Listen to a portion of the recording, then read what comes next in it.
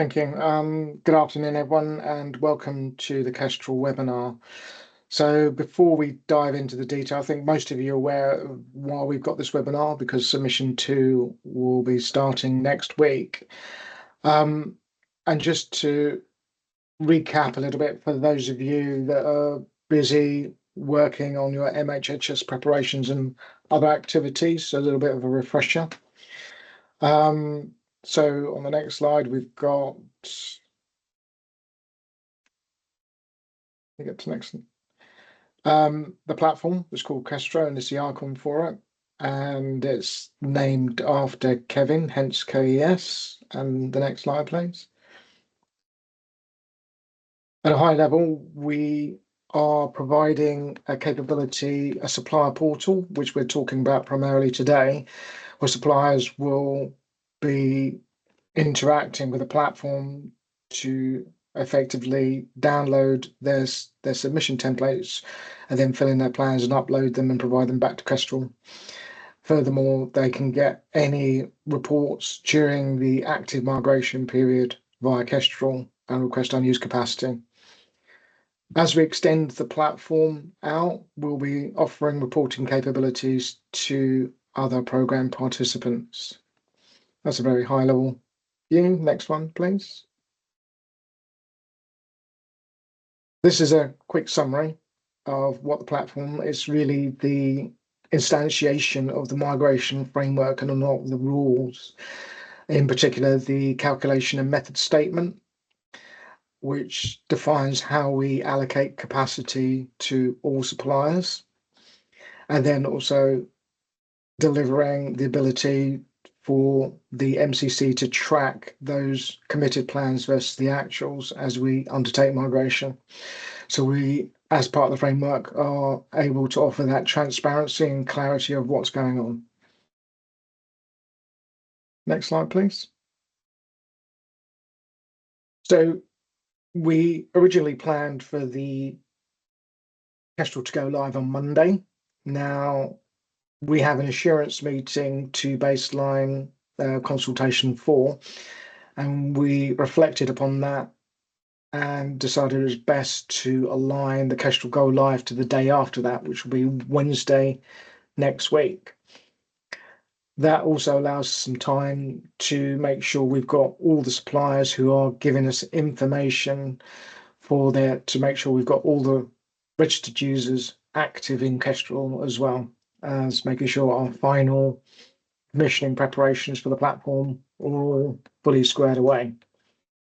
A quick reminder, thank you to, I would say, the majority of suppliers on this call who've already responded to the PPIR, to the recent PPIR, where we needed to confirm your migration start dates, which is very important for the submission templates, because that's when they start. Also, any MPID mappings for how we group your portfolios. That's another key data point that we require. And then the other points that we need is that principal contact. So when if we've got any issues with the planning, or even furthermore, when you're actively migration, for that escalation point of contact, we need to know who those individuals are in your organization who are accountable from your perspective. Secondarily, we needed to confirm user managers, because we understand that a lot of the principals probably don't want the day-to-day administration of managing users in Kestrel, so you probably want to delegate that to someone. Hence, we've got that delegated person or lead planner, and then sort of your standard users. So we've got the majority of that information. If you haven't given us a list of users or your principal contact, please get in touch with the migration team at the migration mailbox, migration@mhsprogram.co.uk. That's great. I'll just pause. Are there any questions so far? Okay, that's great. Next slide, please. So, as a recap on the roadmap, so submission 2 starts next Wednesday, and it runs to the 20th of, I think it's a typo there, That should be the 20th of June. And that is effectively where you give us your current plans and what your intentions are, so we can look at the feasibility to M15 overall, based on everybody's current view of when they plan to actually their target migration start date. Then we would undertake dress rehearsal 1, and we'd move that out to start mid-May or towards the end of May.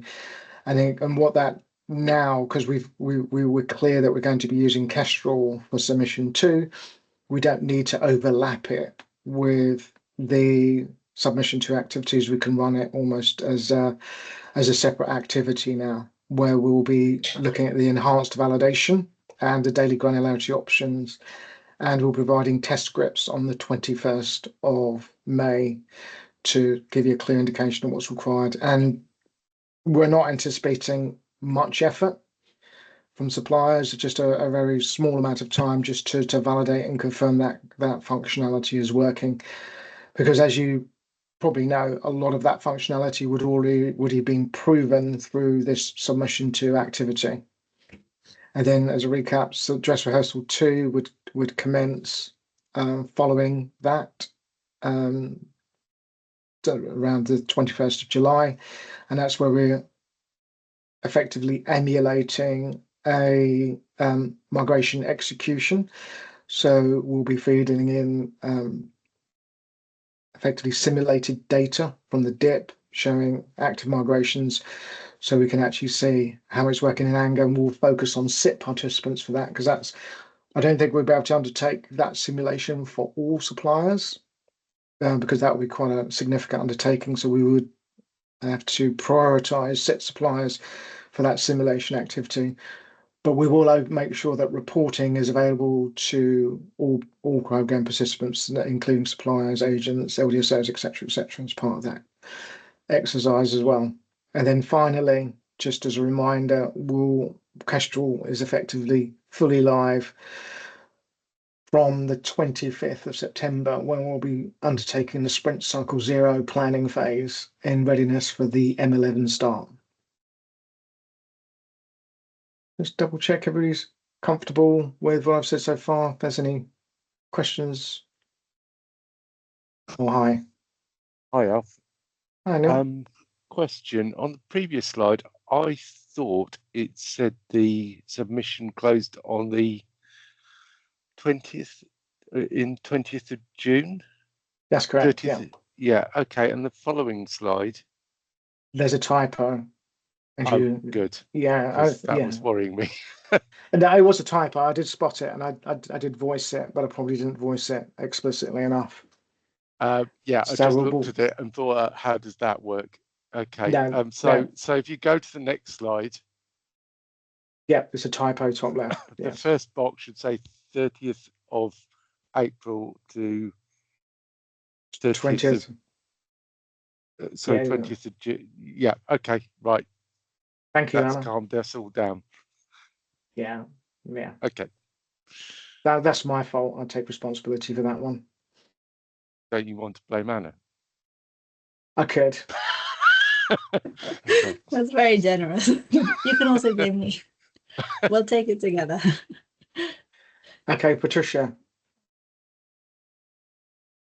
In connection with the test scripts for the 21st of May, is that when you're going to release them, or are you going to release them beforehand so people have an idea of what they need to test as part of the dress rehearsal? So the testing will start on the 28th of May, and we'll release them on the 21st, a week before. Okay. Are you saying you'd like sight of them even earlier? Yes, please. We'll endeavour to do that, but I think obviously because we're delivering in the old agile fashion. I say old agile. A lot of that, we want to make sure that the scripts are as up to date as possible and as relevant as possible to the functionality and features that are going to be there. If we're stable before that, we'll issue them as soon as they're available. Absolutely, we'll endeavour to do that. But what we can't do is commit to that at this point in time, unfortunately. Okay. I'll also, for users of Kestrel, should they all have access now? And should they all have access via the URL? Or is that going to be part of Dress Rehearsal 1? So you will have access to the URL on Wednesday next week. Okay. And we'll I'll talk to that in a moment, which is effectively the commissioning protocol for next Wednesday. What's going to happen when? But as a good question and very important. Yeah. Okay, thank you. Has anybody else got their hand up? Yeah. Oh, sorry. I have.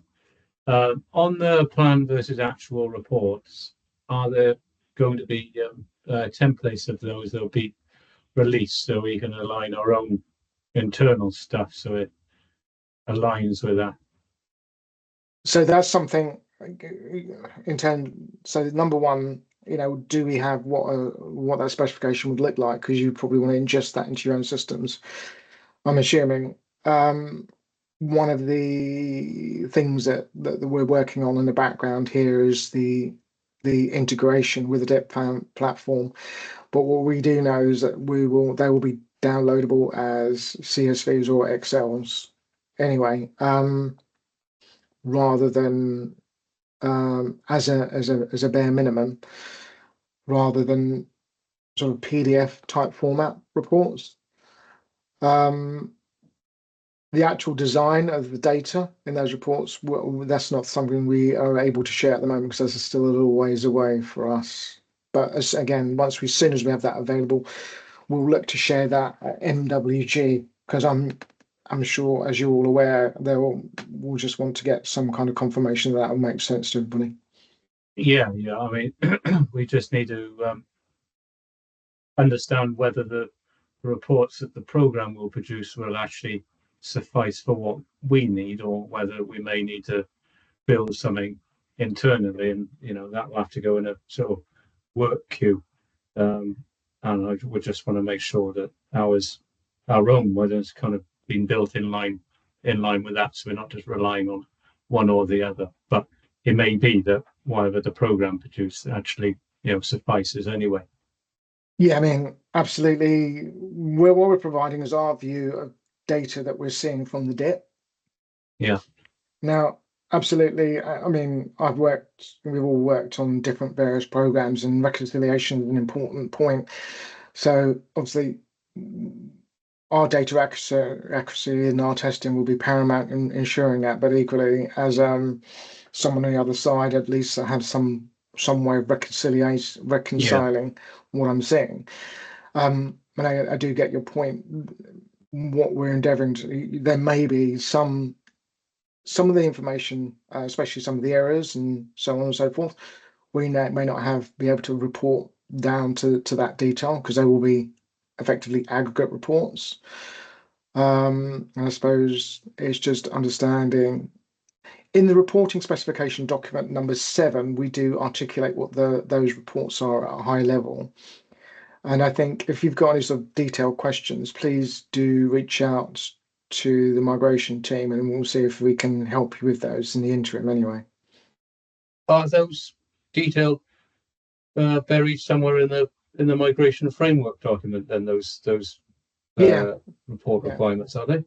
Yeah, and they're the same report requirements, but effectively that's the implementation of them that we're talking about here.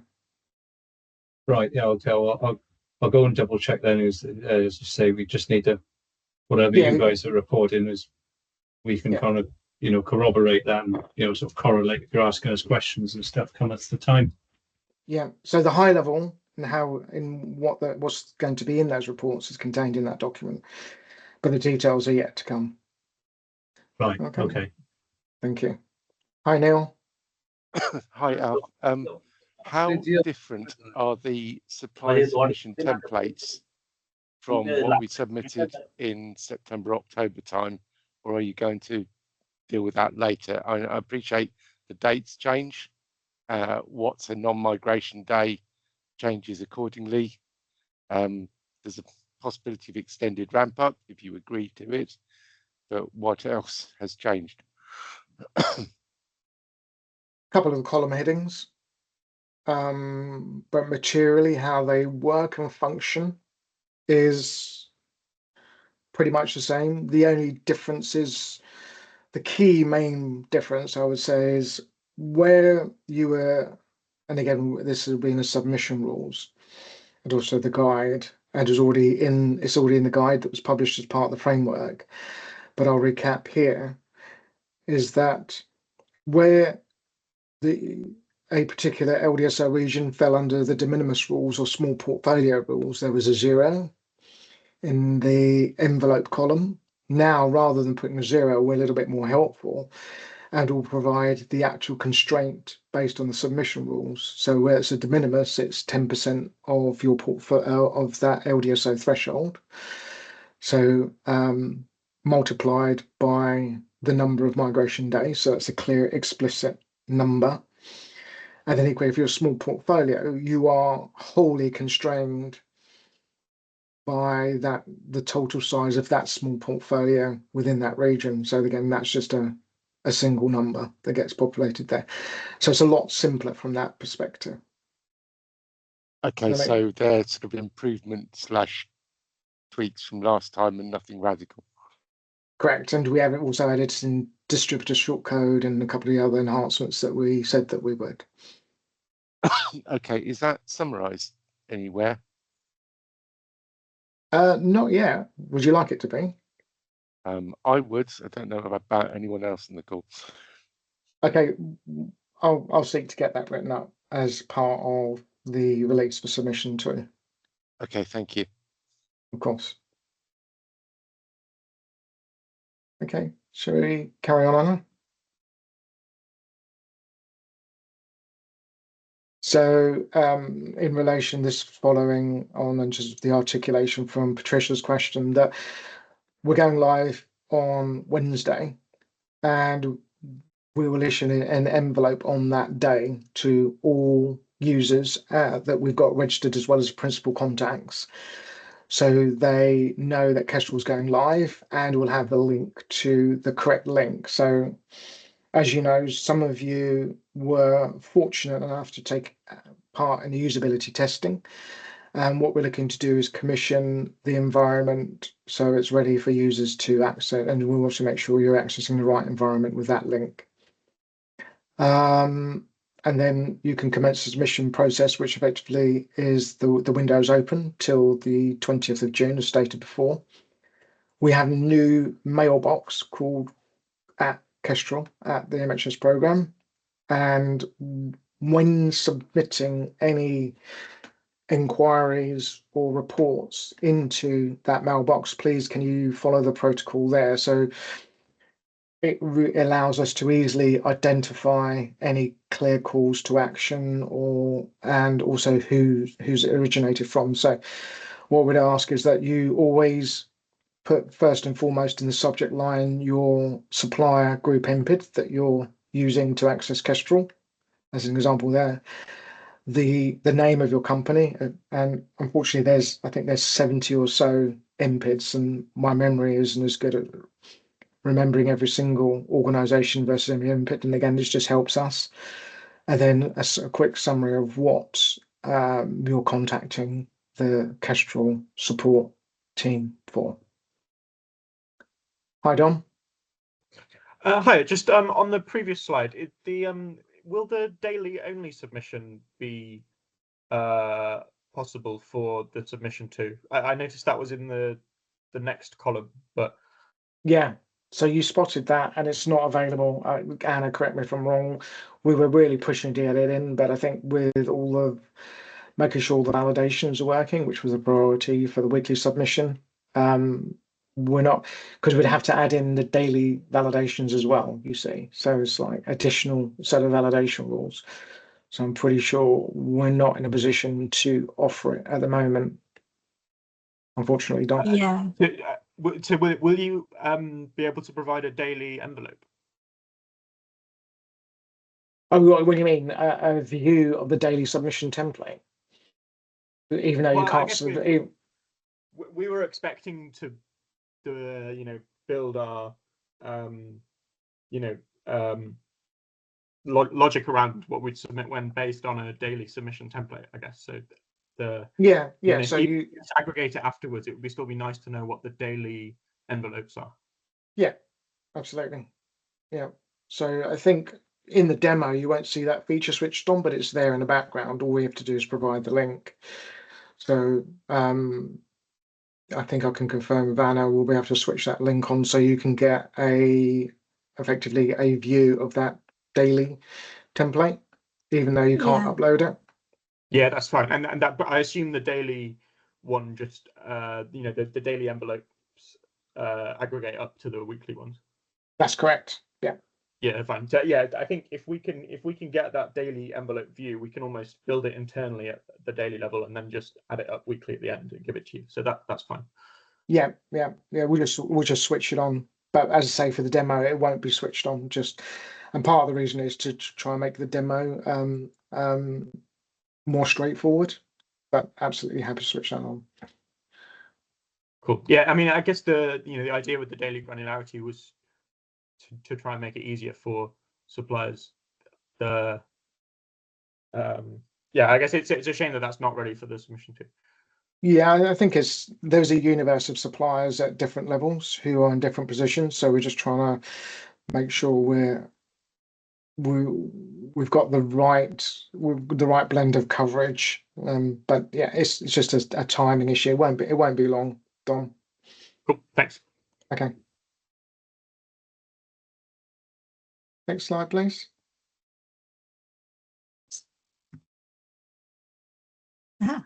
Okay. I think I can hand over to Anna now. Just checking. So we're about to shortly start the Anna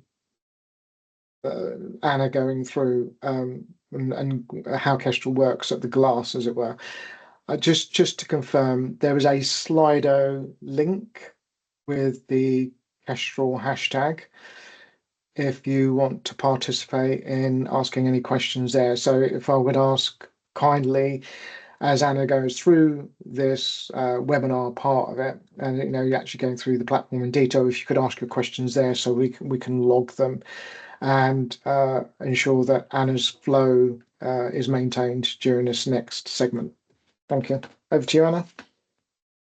Thank you. Great. So we're going to go through the Kestrel app.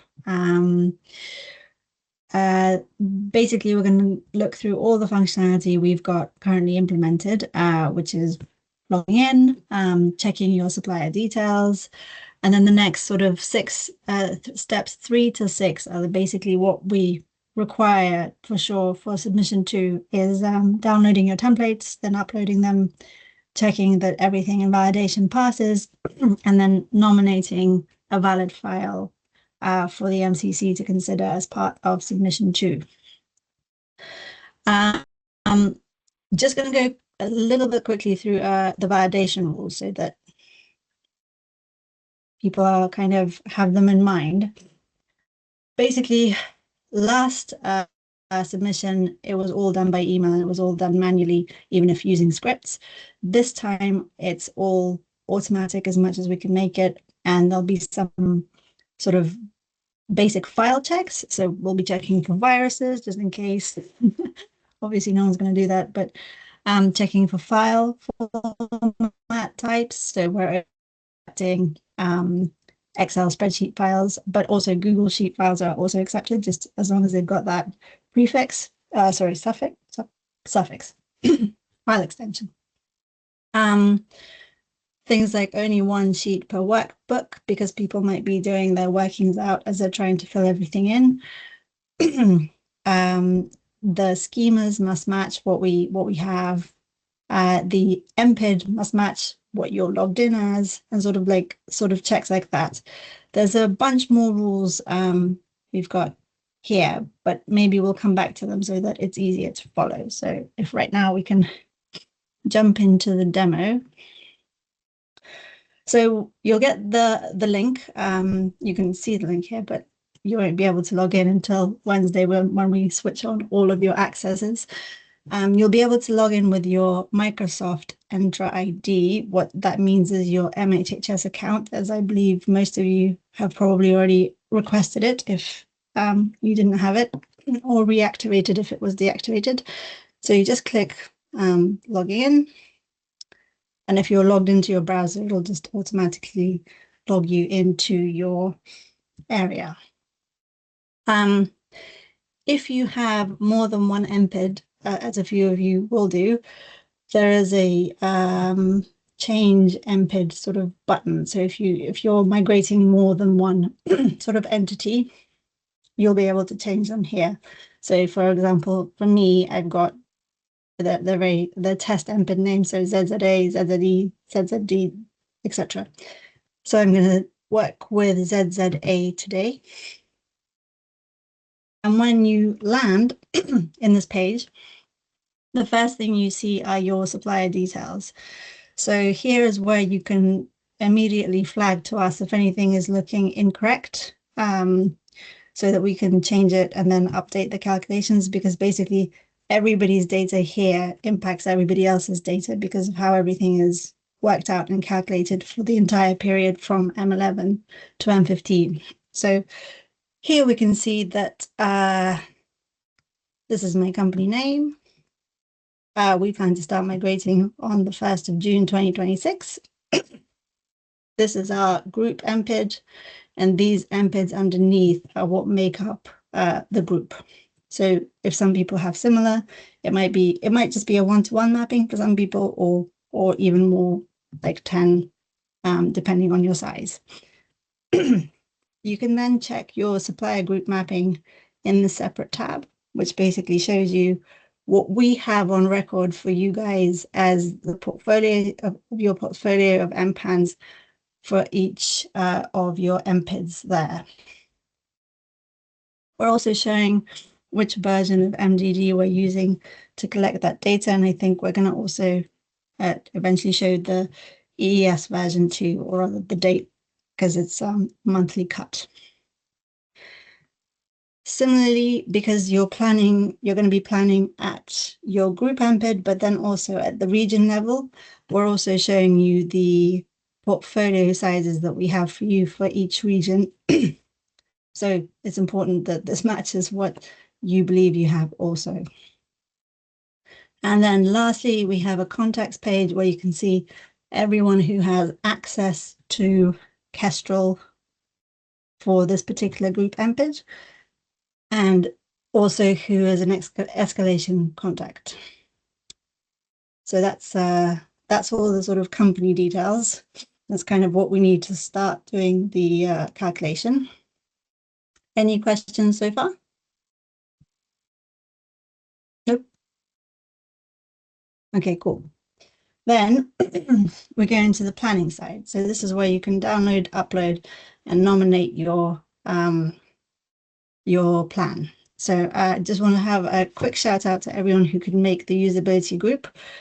We took your advice and feedback on board, and we've redone the screen. Hopefully it makes more sense. We would have shared it with you earlier, but we were a bit pushed for time. So do feedback as to how it's looking now. Hi, Neil. Hi, Neil. Hello. Can we add more users in the tool if we wanted to, or do we have to come to you lot? You have to come to us lot at the moment. Okay, right, that's fine. Thank you. Thank you. And there was another question from somebody that I missed. Nope. Hello. Hi. That's Yeah. Mark. Hi. Hi. There's a question from FNS Energy. Can you hear me? Hello. Yes. Hello. Yeah. Yeah. Yeah. On the back to the template. On the contact tab. Yeah. That one. Yeah. Are we going to be able to update it? Say if we have a new stuff that we think should have access into the Kestrel, are we going to be able to add them on? So is the simple answer to that is, as you can see, there's a note there that you would need to contact the Kestrel team directly. I suppose in the interim, we'd update that to have the Kestrel mailbox for the moment.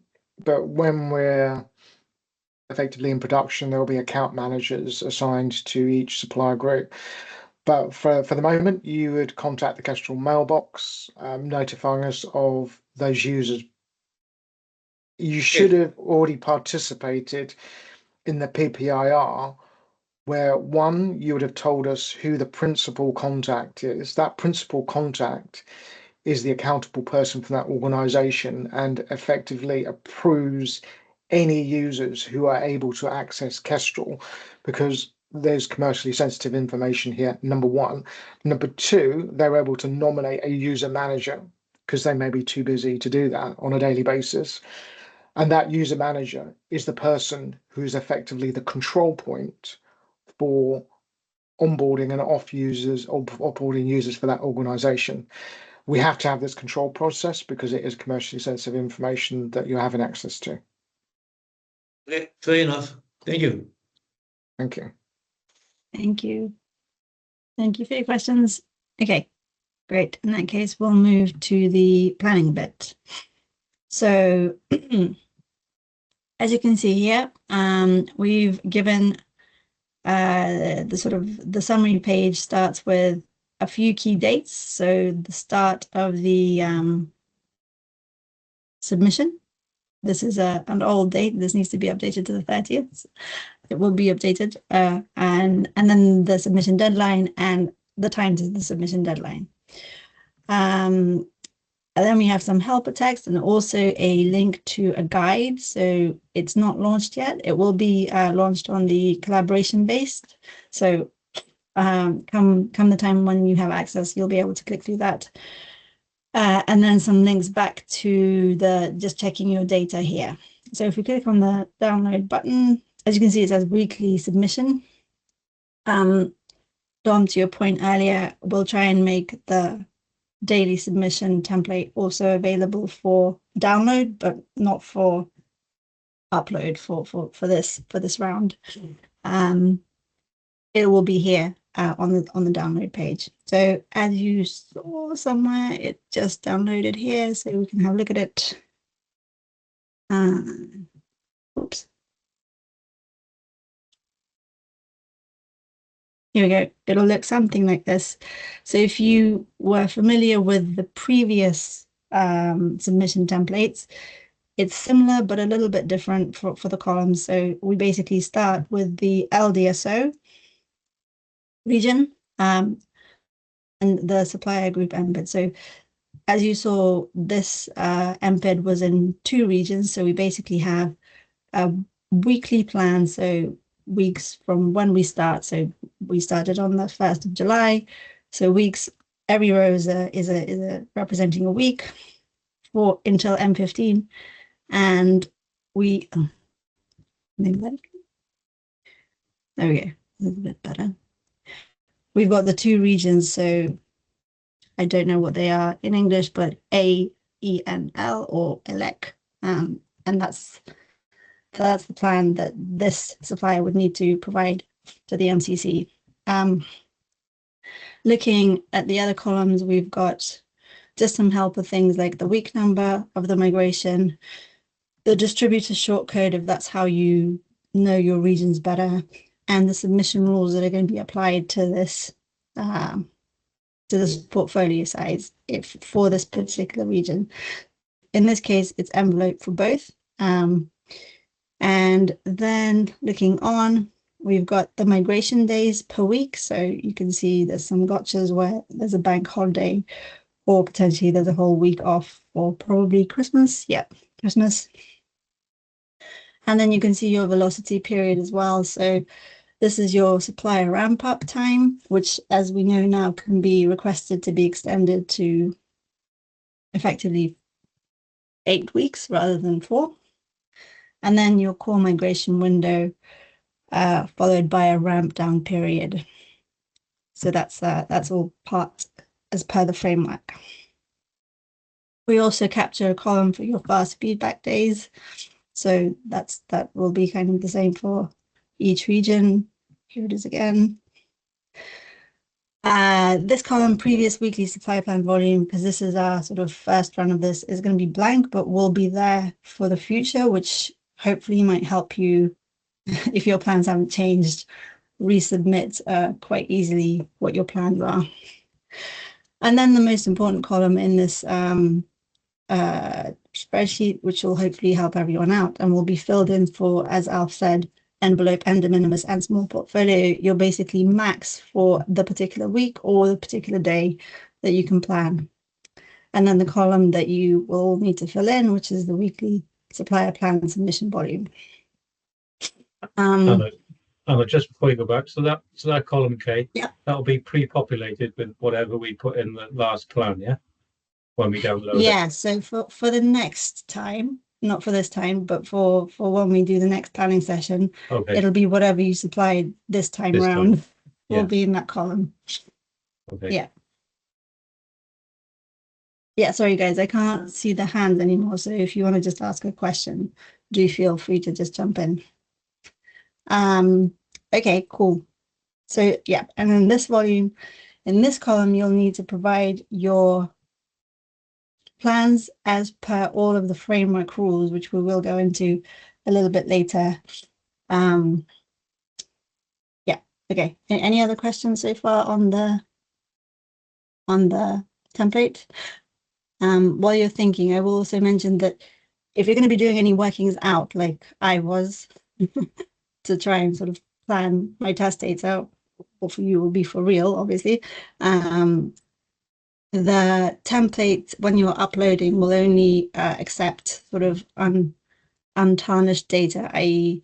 the number of rows and the number of columns needs to be the same as was provided, otherwise it will be rejected.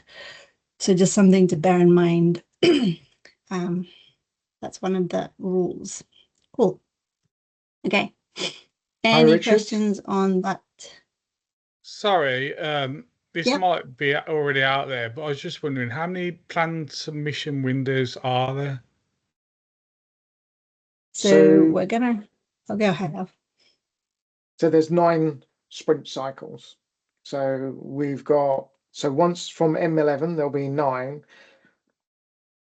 effectively. So there's 10 in total, including submission 2. Okay. And the whole rationale is that, as you know, suppliers' portfolios change over time. So we need to make sure that how we are calculating is based on the how those portfolios are changing. So it reflects what that demand on that supplier for migrations is at that point in time. So there'd be an expectation though to give an updated one for each sprint. Correct. Even though if you're coming in at say sprint 4, you just yeah. Okay, thank you. And the rationale behind that is we have to count. One is we need to make sure there's engagement. 2, we don't want to leave it to the last responsible the last possible moment that you actually know how to do this. So we need to ensure we've got traction. And the final, most important point, we need to make sure that we have a feasibility to M15 in terms of all suppliers' intentions based on their current migration start date and trajectory through qualification. Hopefully that makes sense. Yep, thank you. Thank you. Good question. Thank you. Cool. Thank you. Any other questions? Robert? I think so. Yeah, just a quick question. How often will we need to submit these? I know you've got this one that's going to be happening for June. So how regularly are we meant to do this? It's once every 2 months, so we'll have June. So it's just going to be once every 2 months. Yeah. Yeah. Just yeah. So no, that's okay. I hadn't picked up on that. Just wanted to make absolutely sure that if it's every 2 months, I would just need to make sure it's scheduled. You know what I mean? So okay. Yeah, absolutely. We'll be issuing that schedule anyway. So for the avoidance of doubt, so it's 100% clear about how that weaves together. But the next one after this one will be September. Yeah, that's fine. Which is the one which was a priori to M11. So, makes sense. Yeah. Okay. Thank you. Apologies, Richard. I've got my orders wrong. You were next. Okay, no offence taken. Thanks, Alf. Just a quick one. In terms of this first submission, appreciate as we go into the sprints, it will be slightly different because it will be sprint specific and daily granularity. But for this one, I remember from the previous submission, it ran out all the way through the migration window. Is this just expected submission to be done for our ramp up period plus our main migration window, or are we expected then to take it past the main migration all the way through to the end? All the way to M15. So we need to understand what that tail off profile looks like as well. Okay. Yeah.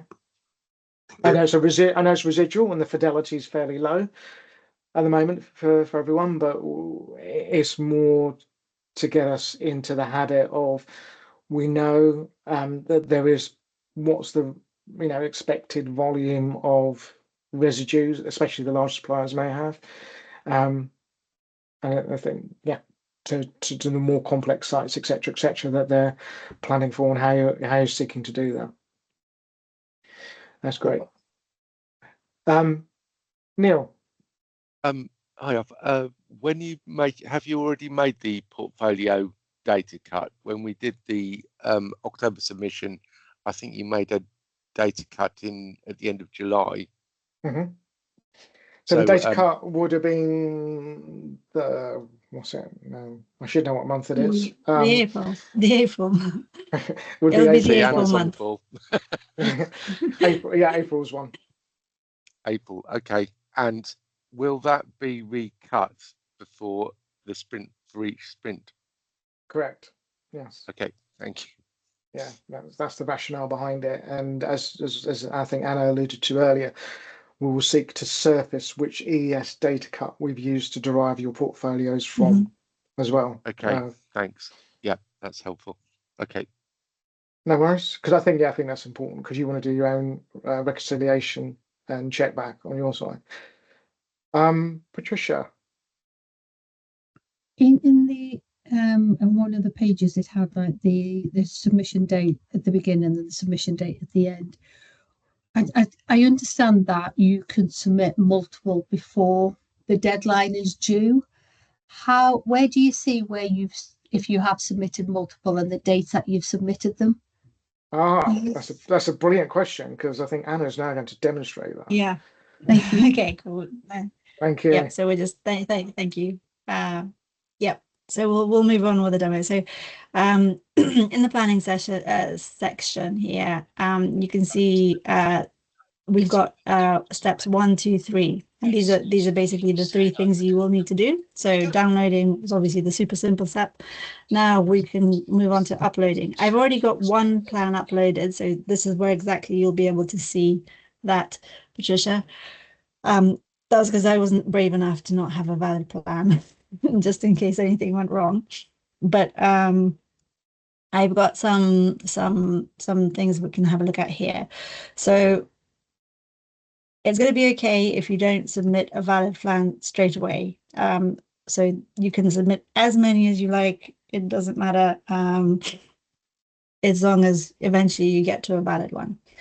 What will happen is it'll start to process, and it'll start to work through, sometimes quickly, sometimes slowly. Where is it? Here it is. Through all of the validation rules that we were looking at before. So all of the virus checks, some of the business checks, and some of these other ones. But just in the interest of time, this particular one, I'm logged in as ZZAA. But the data inside was actually for ZZE, because I've got 3 of them, right? So it could be that I uploaded the wrong one, and that's what it's going to tell me in the results. So this is the file name. This is when I uploaded it. This is the status of what the system has deemed it. And here's our results file, where you should be able to, hang on, it's just loading. Boom. On a per row basis, it'll tell you that there was basically an incorrect MPID found everywhere, because that file that was just the wrong file. So it won't let you upload something that's correct, but incorrect to the logged in user. And just in the interest of time, yeah, okay, I'll do this one. So if you have envelope rules in the foundations, there's a couple of things for specifically, not so much for the small portfolios, but for de minimis and for envelopes, which we can go into more detail if we have time at the end. There'll be business rules such as if you have envelopes applied to that particular region for your MPID, you need to migrate 90% of your portfolio from when you start to migrate to the end of your core window. So that's your ramp up plus your core window should give you 90%. If you don't, which I haven't here, it will tell you that the submission, we submitted 81 and we need to be over 90. So it won't let you pass with that plan. It's quite strict like that, actually. But then eventually when you kind of work through everything and you have a valid file, just be very simply, hopefully this is simple. Just whilst that's processing, any questions on this? Nope. Oh, yep. Richard? Just a quick question. Obviously, there's multiple users that will have access to this, and whilst the primary person for uploading will be here, will other users from the same organisation be able to see all the uploads done? So if you've done one upload and Alf's done one, would then I be able to see both of those to make sure that we've got a holistic view of all uploads? Yes. There's no specific separation of data views by user, so it's at the organisation level. Perfect, thank you. I noticed in Slido, Hayley had a question in regards to dress rehearsal 1. The dress rehearsal 1 is going to be for all suppliers, so we do need all suppliers to participate to make sure that those further refined validation rules work. But again, the burden is fairly light. And also there's another question from Hayley, which was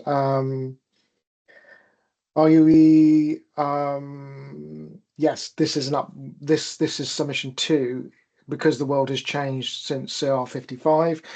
We need to realign all the dates. And it's not just about testing Kestrel. This is an attestation of your intention, even though it's a forecast for what you intend to do from between M11 and M15. So that's why we call it submission 2 explicitly. So hopefully that's clear, Hayley. And Neil.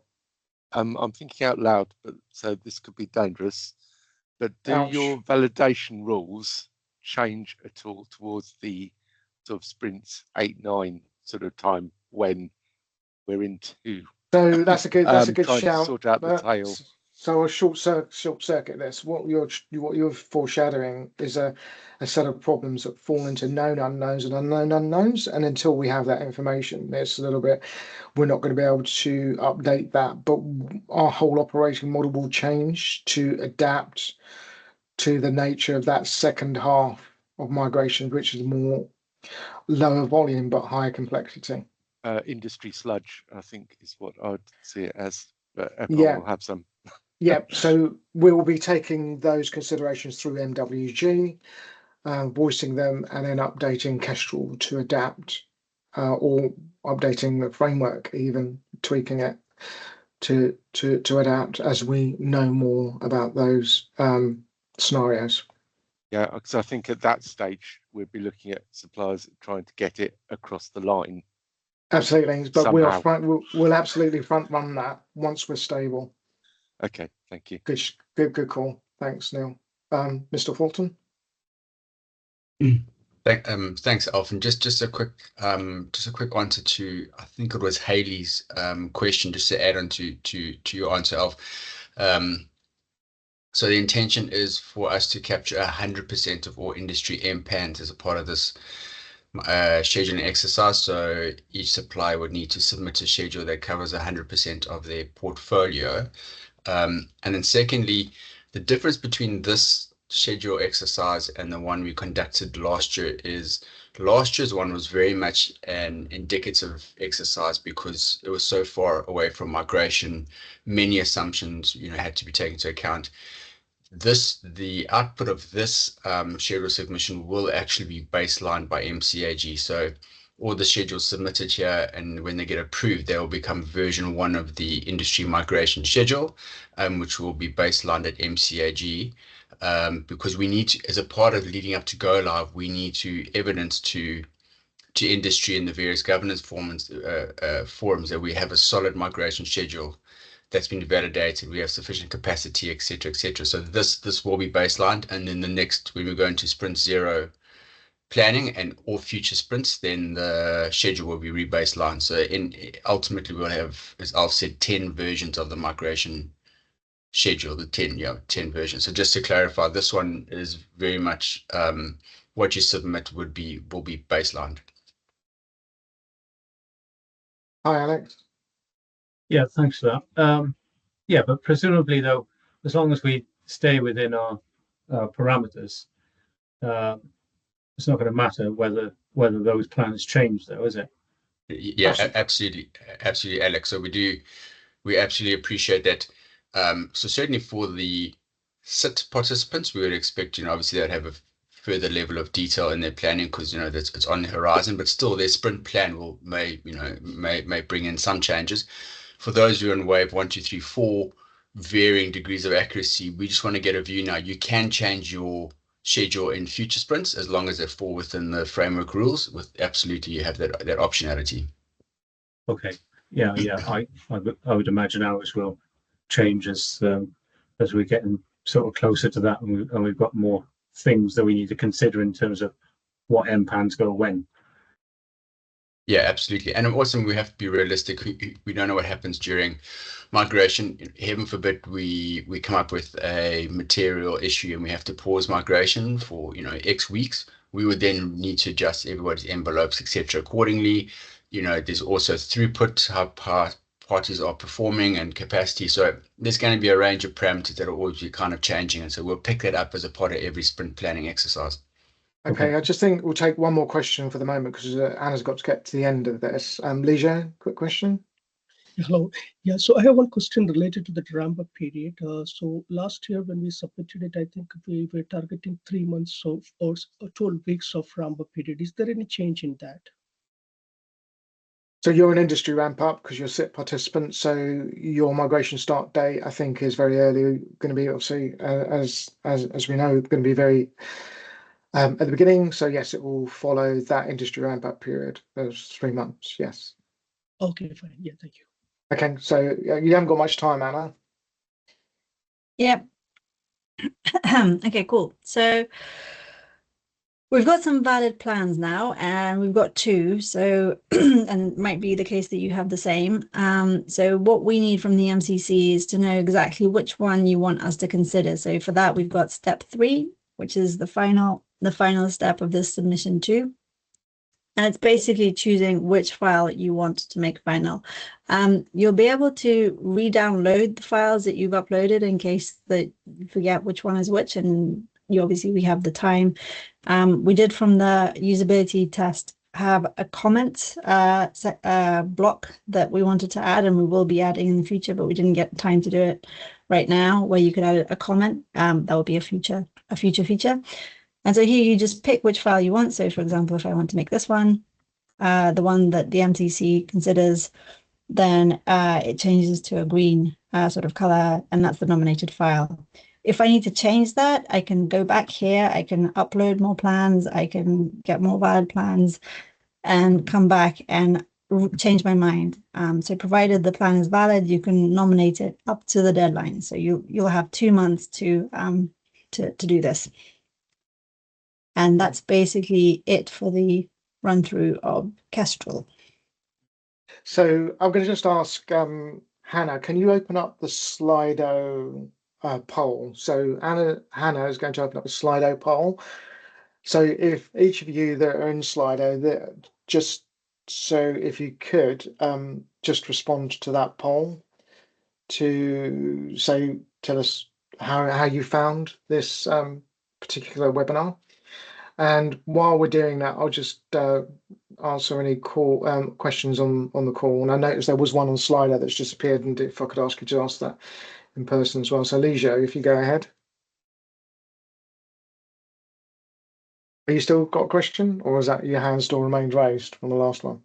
I'm good actually. Yeah, I don't have any more questions. Thank you. Yeah. So Hannah, can you or whoever tell me what that question was in Slido that maybe I can pick it up myself. Yeah. It's Ben. Can you see it, Alf? Yeah. So if we have MPANs that are pending as losses, should these be included in the migration submission if they're due to be lost? Oh, that's a very good question. So Anna, if you just show the LDSO portfolios. So here, this is the LDSO counts, and that's what we're basing the migration schedule on.